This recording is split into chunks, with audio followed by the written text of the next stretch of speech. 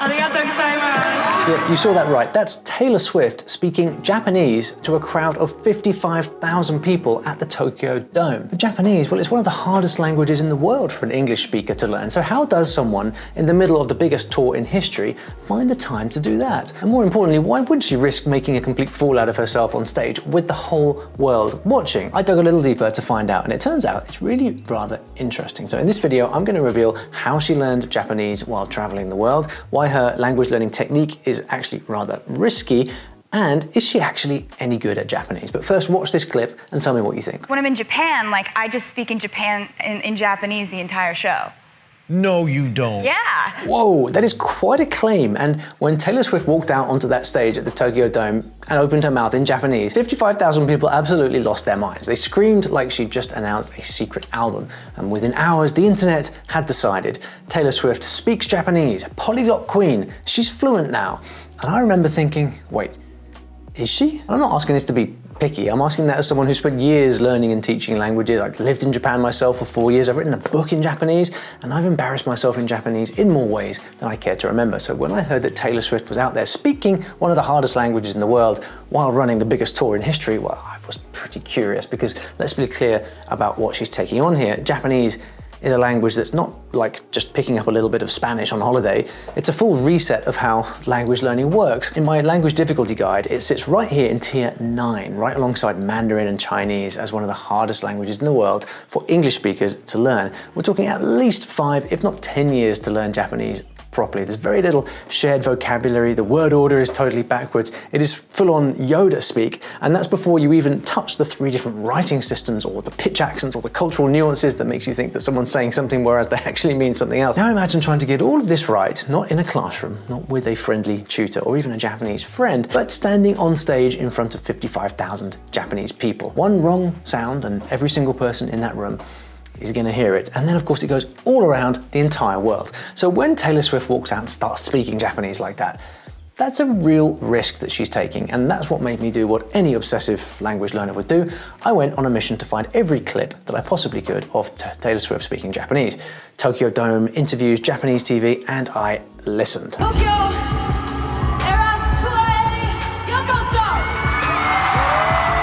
We're always just looking at what everybody's wearing and going, kawaii.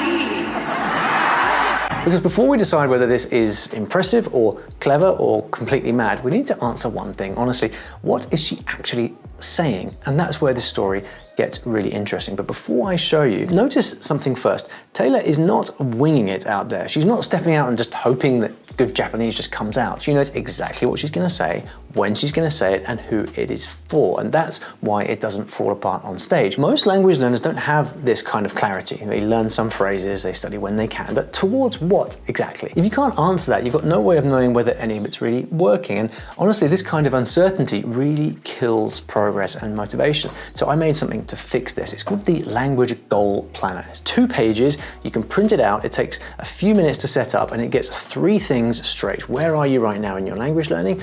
Where do you want to be in 90 days? And what are you actually going to do each day to get there? Because when your goals are clear, that's when you get fluent. This planner is completely free. You can scan the QR code on the screen or grab the link below. But you see, even with a clear goal, there's a problem with Taylor's approach, a rather dangerous one, in fact, and it starts with what she's saying in those clips. Tanoshin ne Osaka, and then you go like arigatou gozaimasu, and Nippon daisuki, Nippon saiko, and kawaii. Like, Wow. That is cute. Do you know what I found out when I dug through 15 years of footage? Her entire Japanese repertoire comes down to a handful of phrases. Welcome to the Eras Tour.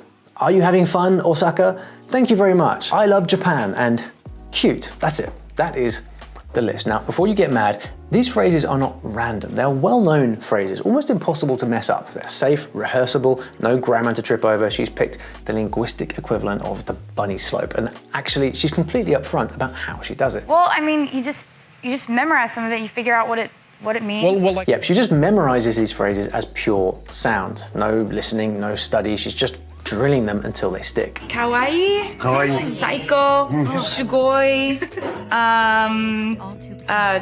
Nippon daisuki, Tokyo daisuki, shopping. Backwards from how it usually works in language learning, but okay. Usually you would learn what the words mean before you say them and hope your pronunciation kind of catches up. And you can laugh, but for Taylor, it works. The crowd goes wild every single time. They certainly don't go wild for me every time I speak Japanese, so she's got something going on there. There's just one problem. What would happen if a Japanese person had to say something back to her? Like, oh wow, you love Japan. How long are you staying in Japan then, Taylor?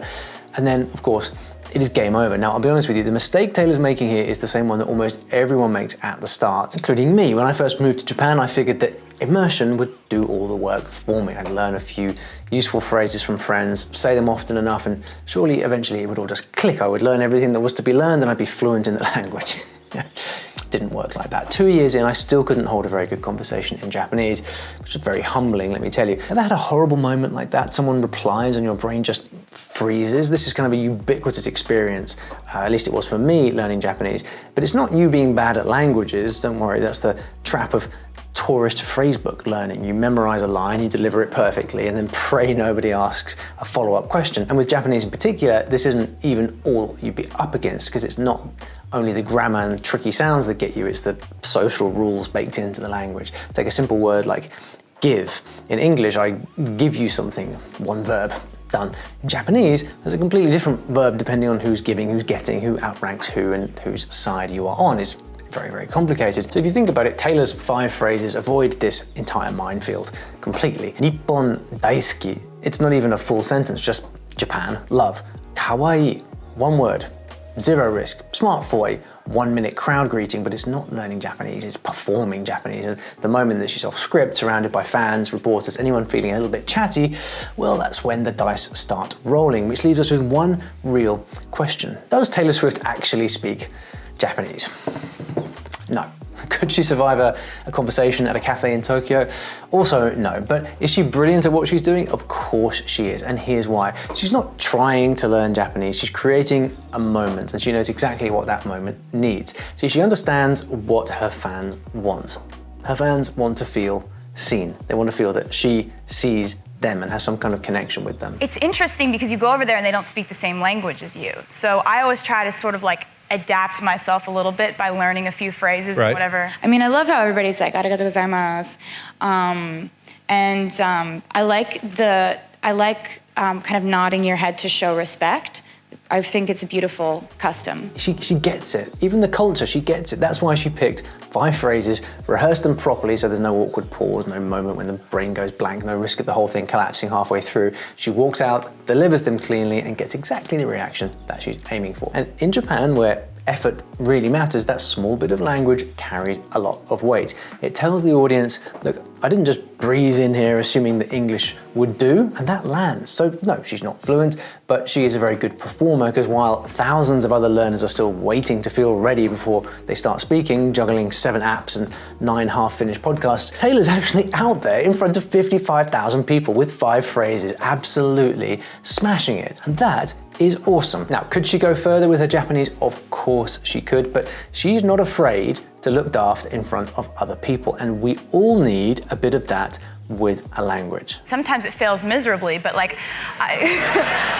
But there's one crucial bit that she's skipped, the one thing that actually turns memorized phrases into real language ability. And it's the part that terrified me most when I first moved to Japan. If I had to start again from scratch, that's the part that I would build everything around. And I made a whole video on how I do it. It's right over here, so go and watch that right now.